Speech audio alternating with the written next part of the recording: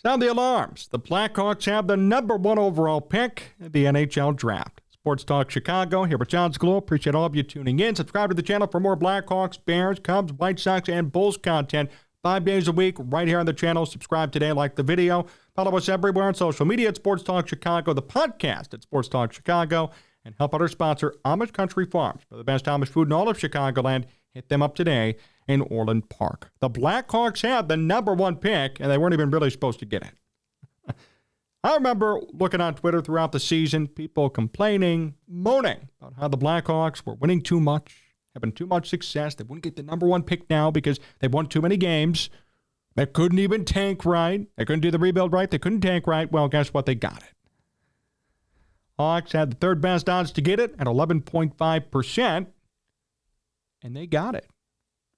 Second time in franchise history, the Hawks had the number 1 overall pick. Last time it happened, 2007, Patrick Kane was selected. Connor Bedard, as many of you know, is the consensus number 1 selection.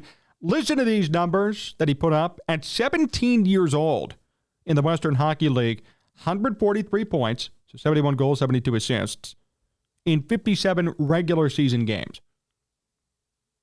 143 points.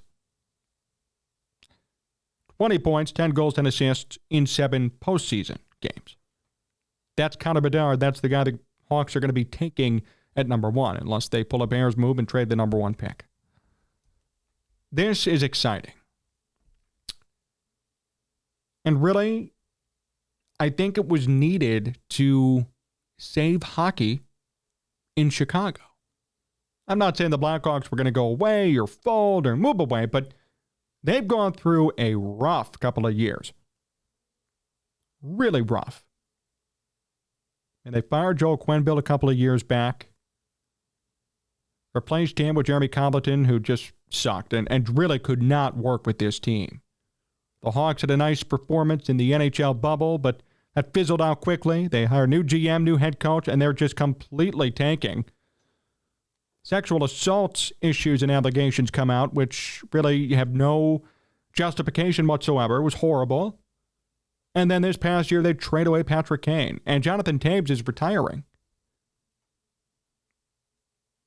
Even in the broadcast booth, they didn't give Pat Foley a proper send-off. They replaced him with somebody who doesn't really know hockey too much, and they passed on Eddie Olczyk. And Eddie Olczyk went to the Kraken, and now Eddie Olczyk is a finalist for the Philadelphia Flyers president of hockey ops job. So they get rid of a Chicago institution in the booth.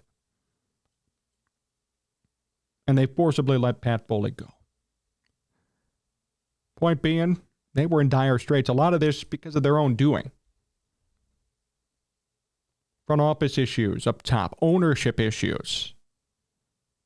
They did this to themselves, don't get me wrong, but for the fans, they were suffering.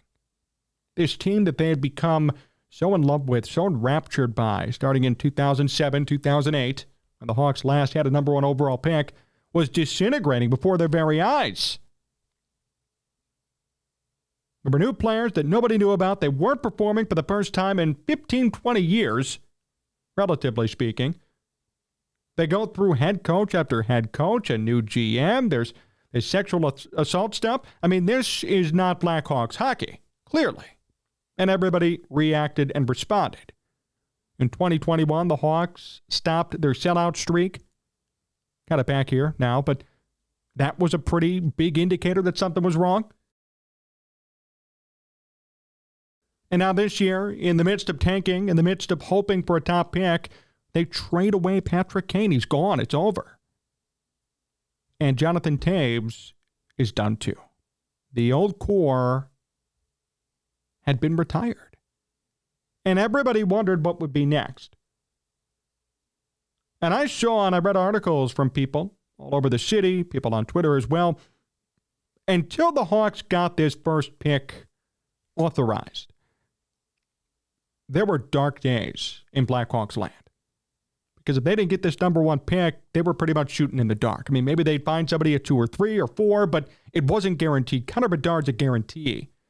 There were no other guaranteed picks, and nobody knew what would come of this Hawks team moving forward.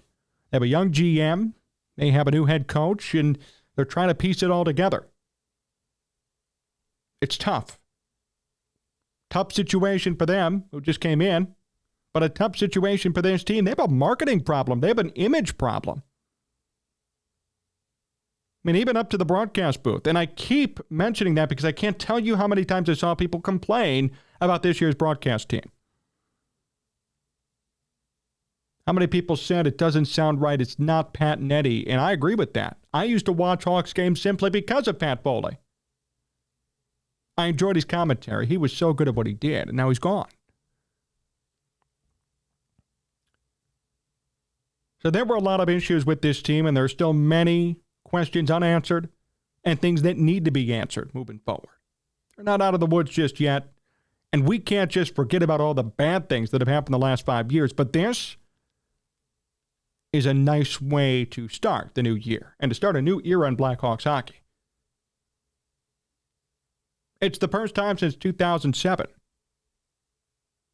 mean, we're talking 16, 17 years since they got the top pick. And they're going to be doing something they did back then, which is drafting a generational talent who's going to change everything for them. And by the way, they have a ton of picks this draft. 2 firsts, 4 seconds, 2 thirds, 1 fourth, 1 fifth, and 1 seventh. So this first overall pick isn't the only first-round pick they're going to get. This is exciting. And Hawks fans should be on the up and up here. And really, this reminds me a lot of what the Bears have done recently. Very parallel. The Bears, they tanked. There was little direction and little hope, at least for this year, with a rookie GM and a rookie head coach, and barely any superstars. But they made a big move, a couple of big moves this offseason. They drafted well, and the expectations are heightened. And the Bears, after what seemed like would be a long rebuild after the Matt Nagy and Ryan Pace era, have turned it around relatively quickly. The Hawks could do the same here. Just weeks ago, people were talking about, man, this rebuild could be 5 or 10 years. Go look it up online. There are articles written about it. And now they could be good next year just because of this one player and this one pick. It's so similar to the Bears, and it's something they really needed as a franchise. They should be so happy as a franchise that this worked out for them because they needed it. They needed a miracle here in Chicago to keep the hockey train moving because people weren't having it anymore. Maybe that's what happens when you take advantage of fan base and you take for granted their support. Nevertheless, the Hawks are going to get all their support back, and we're going to see the bandwagon grow and grow and grow again. That's exciting and good for them. But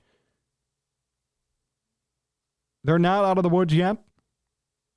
This is the best start, though, you can ask for. That's what's intriguing. They're going to take Connor Bedard, who's a legit stud. They're going to build around him. They have a new core coming in, which is going to be mainly Bedard now, and the old core is gone, Kane and Taves. This is an era shift in Chicago hockey history. It's a complete era shift. We are witnessing history right now in the best way possible. So all of you who are diehard Blackhawks guys, be excited and be stoked about what's to come.